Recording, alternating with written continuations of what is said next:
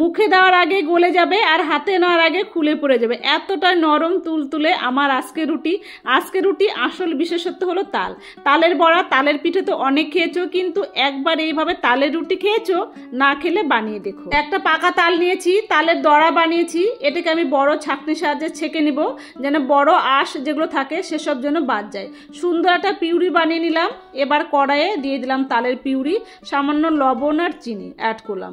এবার যখন দেখবে তালটা অল্প গরম হয়ে আসবে, তখন আমি এখানে দিয়ে দিলাম আটা, অনেকটা আটা, মানে যতটা তোমার তালের পিউরি সেই অনুযায়ী তুমি আটা দিয়ে গরম তালের মধ্যেই এটাকে ভালো করে মিশিয়ে নিতে হবে। যতটা দরকার তুমি আটা দাও আর এটাকে মেশাও। যখন দেখবে এই রকম হয়ে গেল, তখন এটাকে নামিয়ে রেখে দাও ঠান্ডা হতে। ঠান্ডা হওয়ার পরে এটাকে ভালো করে আবারও মেখে নিতে হবে। এবার দেখো এটা ঠান্ডা হয়ে গেছে, আমি সুন্দর করে এটাকে মেখে নিলাম। আর এখান থেকে ডো থেকে ছোট ছোট লেচি কেটে নিলাম, রুটির মতন যতটা আমার দরকার। এবার আমি এটাকে আবারও হাত দিয়ে ভালো করে ডলে নিব, যেন একদম মসৃণ হয়। আর বেলার সময় কিন্তু সাবধান হতে হবে, কারণ এটা এত নরম যে বেলতে গিয়ে অনেক সময় ছিঁড়ে যায়। তাই যতটা দরকার আটা নিয়ে এবার রুটি মতন করে বেলে নিতে হবে।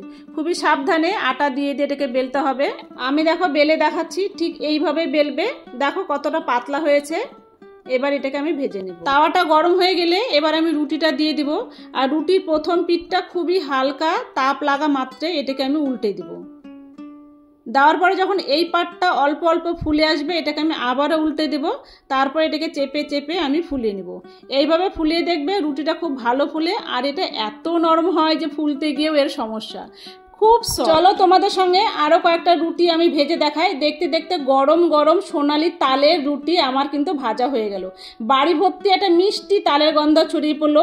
এই রুটি কিন্তু আমাদের বাড়ির সবার খুব প্রিয়, কারণ আমার শাশুড়ি মা প্রথম বানিয়েছিলেন, আর সেই রেসিপি আমার হাত ধরে বংশ পরম্পরায় স্বাদ গ্রহণ করে চলে। এই রুটি খাওয়ার জন্য আলাদা করে কিছুই লাগে না, কারণ তালের একটা মিষ্টি স্বাদ তো আছেই, আর আমি অল্প চিনিও দিয়েছি। তবে চাইলে সবজি, ডাল বা যে কোনো তরকারির সঙ্গে খেতে পারো। তবে তালের সিজন থাকতে থাকতে একদিন বানিয়ে দেখো, হয়তো তোমরাও এই রুটির প্রেমে পড়ে যেতে পারো। ভালো লাগলে প্রতিবারের মতো এবার একটা লাইক কমেন্ট শেয়ার করো। দেখা হবে নতুন একটা রেসিপি নিয়ে পরের ভিডিওতে। ততক্ষণ সবাই খুব ভালো থেকো, সুস্থ থেকো, এনজয় করো। Thank you.